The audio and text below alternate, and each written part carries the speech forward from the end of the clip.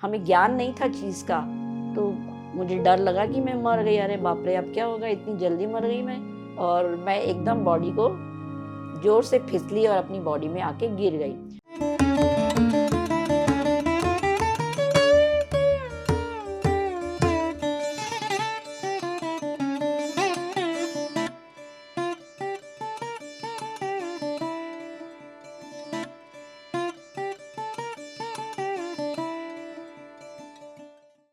नमस्कार, मेरा नाम डॉक्टर रेनू बटारा है। मैं पूना से हूँ और एक एयरफोर्स ऑफिसर की वाइफ हूँ।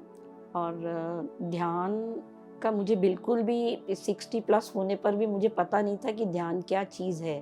वैसे स्पिरिचुअलिटी में सिर्फ पाठ पूजा तक ही सीमित थी।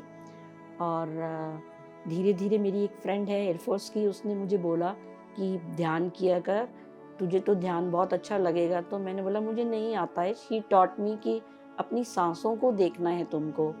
तो मैंने बोला सांसों को कैसे देखूं? तो उसने बोला कि बस जब तुम सांस लो तो उसको देखो, और जब सांस छोड़ो उसको देखो। तो मुझे बहुत टाइम लगा इस चीज़ को समझने के लिए कि ये थ्योरी क्या है देखने की। लेकिन मुझे ये लगा कि ये आराम करने का सबसे बढ़िया टाइम है। घर के कामों से 1 घंटा आपको रिलैक्सेशन बॉडी को मिलती है, because by nature I am very hyper women. और उसके बाद मैंने बैठना शुरू कर दिया और धीरे धीरे मैंने श्रेयांश की वीडियो देखी। मुझे श्रेयांश जी का ब्रेथ वर्क बहुत अच्छा लगा और वो मैंने करना शुरू कर दिया। और एक दिन ब्रेथ वर्क करते ही मेरी बॉडी एस्ट्रल ट्रैवल कर गई, जो मुझे पता नहीं था। बाद में मुझे ये मास्टर्स ने बताया कि इसको एस्ट्रल ट्रैवल वर्ड कहते हैं, जो मुझे पता ही नहीं था। लेकिन मैं एक कॉमन इंसान हूँ, मुझे तो यही पता था कि मैं मर गई बस, कि जब शरीर से छूटते हैं तो मर गए, क्योंकि ज्ञानी तो हम थे ही नहीं।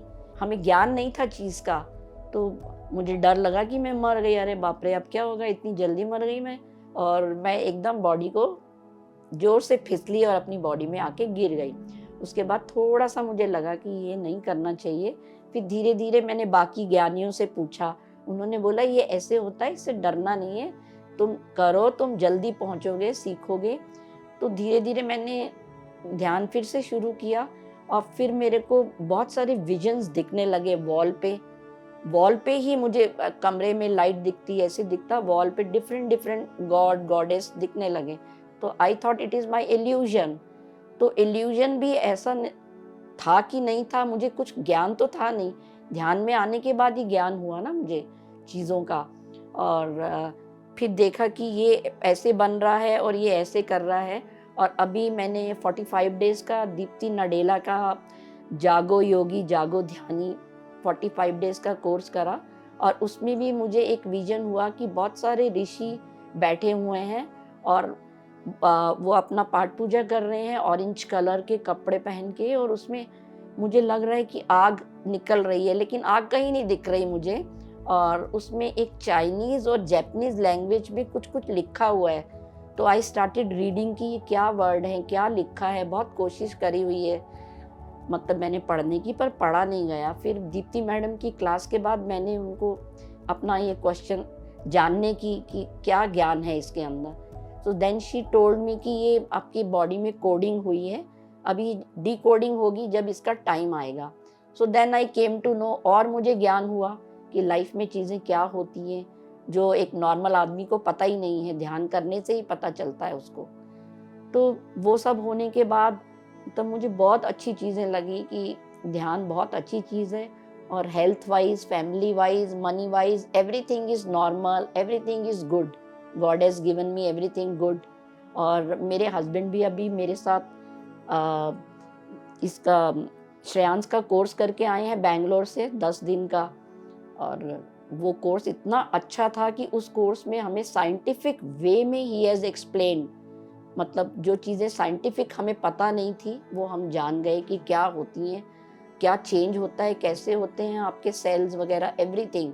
So it was a wonderful course. मैं चाहती हूँ कि वो पिरामिड वैली में जाके जो लोग करना चाहें, बहुत ही अच्छा कोर्स है 10 डेज़ का। उनकी हॉस्पिटैलिटी भी बहुत अच्छी है पिरामिड वैली की, बहुत ही मज़ेदार है। और अब हम ऋषिकेश में आए हैं पहली बार। और पिरामिड वैली से कोर्स करने के बाद हमको लगा कि ये चीज़ हमारे तक ही क्यों सीमित रहे, दूसरों के पास भी आनी चाहिए। क्योंकि ये हमने पाई है जिन गुरुओं से, जिनसे भी ध्यानियों से, ये औरों को भी देना चाहिए। और पत्री जी का तो संदेश ही है कि जितना बांटो उतना अच्छा है। तो हम अपने घर में, अपनी सोसाइटी में अभी हमने 2 महीने पहले शुरू करा है संडे 1 घंटे का ध्यान, और पूर्णमासी और अमावस्या के दिन भी। तो मैं और मेरे हस्बैंड दोनों खाते हैं।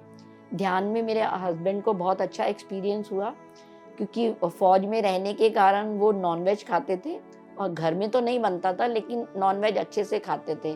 और मैं प्योर वेजिटेरियन हूँ बाय बर्थ। और उनको कितनी बार मैं बोलती थी मत खाओ, लेकिन वो बोलते थे मुझे अच्छा लगता है।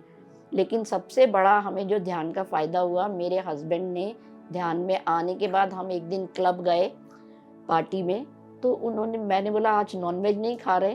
बोले नहीं, अच्छा नहीं लग रहा, चलो लेता हूँ। फिर भी उन्होंने ले लिया, लेकिन he left the whole meal in the plate, मतलब वेस्ट ही हुआ वो।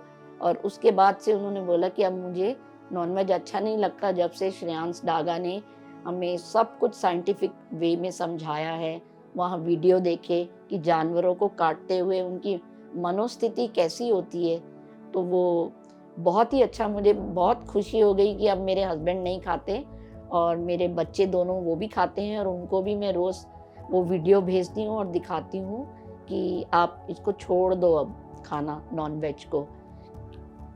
तो दे आर सेइंग कि ममा हम छोड़ देंगे अभी धीरे धीरे। तो मेरे को पूरी 100% श्योरिटी है कि मेरे बच्चे भी इस चीज़ को एक्सेप्ट करेंगे, because they have also started learning ध्यान। थोड़ा टाइम करते हैं पर करते हैं।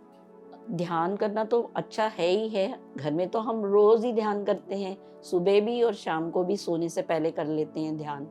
और जो कोई मास्टर करा रहे होते हैं ऑनलाइन, तो मेरी पूरी कोशिश रहती है कि उस ध्यान को भी करूं।